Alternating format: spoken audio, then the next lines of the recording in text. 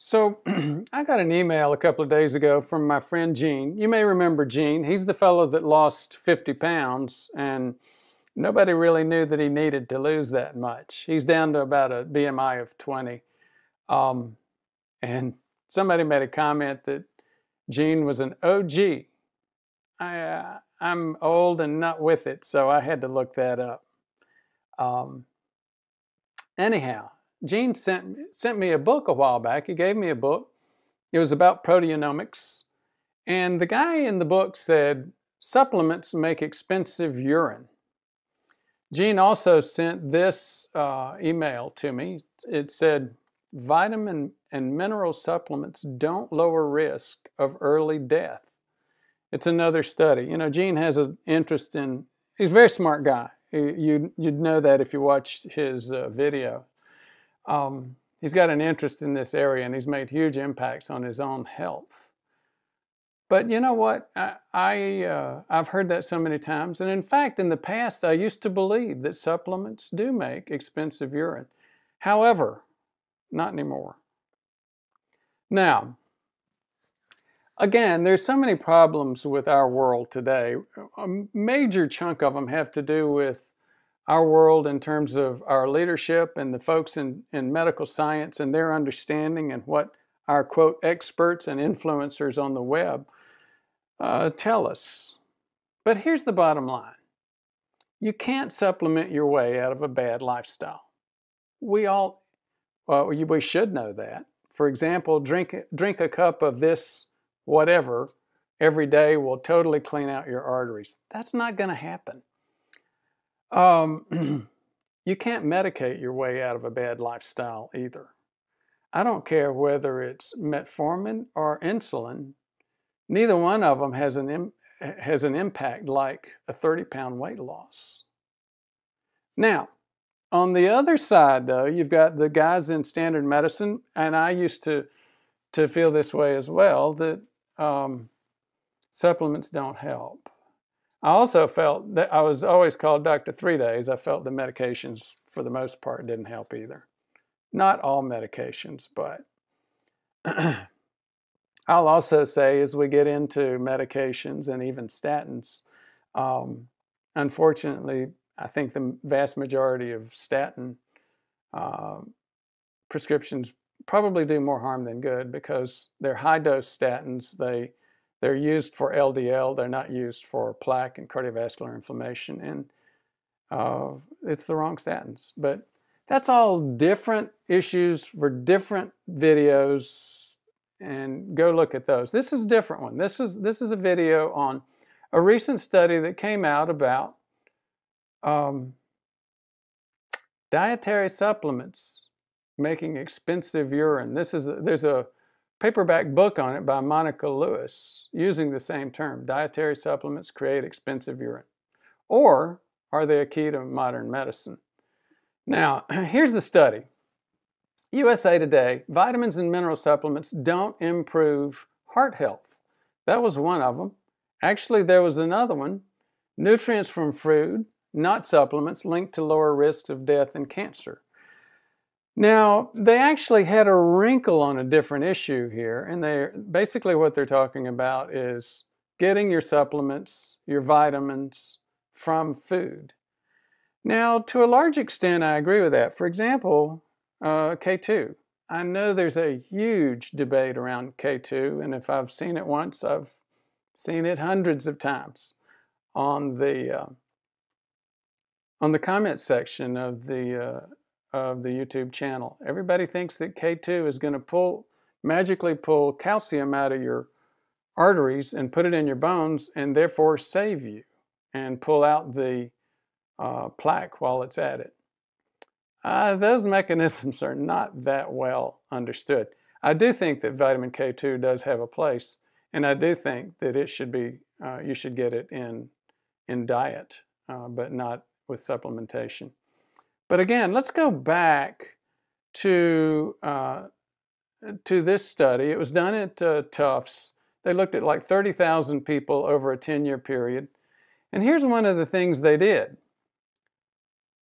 All-cause death rates.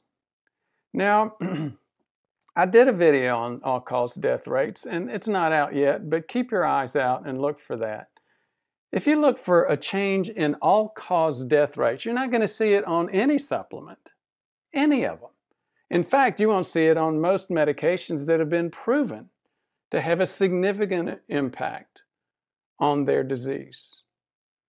That's the key word, their disease. And again, I say this is an epi issue. This is what I mean.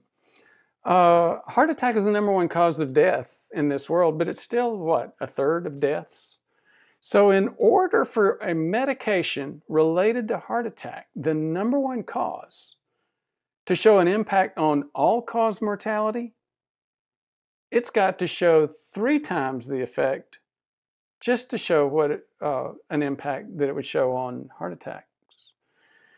So again, all-cause mortality is a major wastebasket of different types of issues, expecting any health improvement to have an impact, to show a significant study, a statistically significant study impact on all-cause mortality. That's not going to happen. So, but that doesn't mean that it doesn't work. So now let's go back to supplements. While supplement use contributes to an increased level of total nutrient intake, there are beneficial associations with nutrients from food that just aren't seen with supplements, said Fang Zhang, an author of the Tufts study. Now we've covered this. He's at Friedman School of Nutrition and Policy at Tufts University. I won't go back into that. I started to go into one of the areas where the study was. As usual, or as with many science journals, they had a paywall. Pardon me, because of the issues that I've already covered, and because of the science, I've got several dozen videos on the true science behind different supplements. I didn't go into this one, and I already told you one of the reasons why I'm not interested. They look at all-cause mortality. That's just not going to, there's no supplement that's going to show that. Now here's another thing about supplements. I get asked a lot of questions. I get asked the same question a lot. Will you tell us which supplements you take? Which ones you recommend? I'll go through a quick list. Vitamin D3 to get to a goal level of between 60 and 80. We'll do a D3 video again later today. I'm not sure when it'll be posted, but this was one of those where D3 has become a fad and people are now giving way too much of it, and D3 can wreck your kidneys and other things. It can kill you if you do too much. This patient that we're going to talk with today got up to a level of 175. Not good. Niacin, I use niacin. I have half a dozen videos on niacin in and of itself. Another massive confusion in the science. And again, I spend some time helping us wade through that confusion in the science. CoQ10, I take that. Magnesium. I take several different types of magnesium. We are, almost all of us, chronically, at least partially deficient in magnesium. Psyllium husk fiber, I take that. Again, couple of videos on that. The science, whether it's real or not, I think it's real, but again, it's not as simple as you might think. Vitamin C, I take that. Garlic, I do take kyolic garlic. Dark chocolate with no sugar in it. N-acetylcysteine, PQQ, NMN. Those last two are obviously a nod to David Sinclair. I got a couple of comments that I was critical of David Sinclair. You know what? I'm a big fan. I tend to stay balanced in everything. I would have some criticisms for Dr. Sinclair, but I'm a major fan and I vote with my feet. I take PQQ, NMN, and I recommend metformin similar to the way he's taking it, not just for a medication, but almost as a supplement. He's not insulin resistant or diabetic, but he's taking metformin. I do too. Now I'm insulin resistant, but I would take it even if I weren't. and I provide it to several patients that want to take it almost as a supplement, more on a preventive basis. I misspelled this one, sorry about that. Methylguard, Thorn Methylguard. I have MTHFR variation, as do over half of us. I tried Methylguard for a few times, and I still take it occasionally. I didn't see a huge difference in my own energy levels. I did in terms of managing my weight, but not so much in terms of Methylguard. John, who used to work with us a lot on this channel, John Lorscheider, tried some of the methylated B vitamins, and he got really hyper, started losing sleep over it. So at least one well-researched guy warning you against use of Methylguard. Speaking of John warning against use of things, he would also warn against use of K2. I don't take K2 by supplement. I take it, and again, I know that's going to create a lot of hate comments, but I do make sure to get K2 in my diet. The K2 fans think that, again, magically K2 is going to take all the calcium out of your arteries and put it in your bones. I'm a little bit skeptical of the science behind that. I don't think that it's totally bad, but I don't think it's so conclusive either.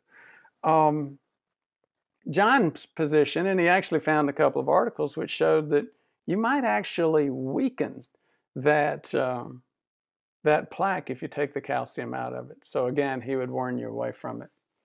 It's a complicated world out there. If you've made it this far, I certainly appreciate your interest. And again, give us a call. Send an email to Michelle at myhealth@prevmedheartrisk.com.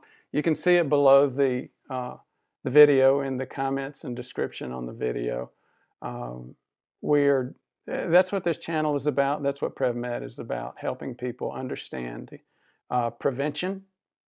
Prevention science is significantly different from cure, but it's a lot better.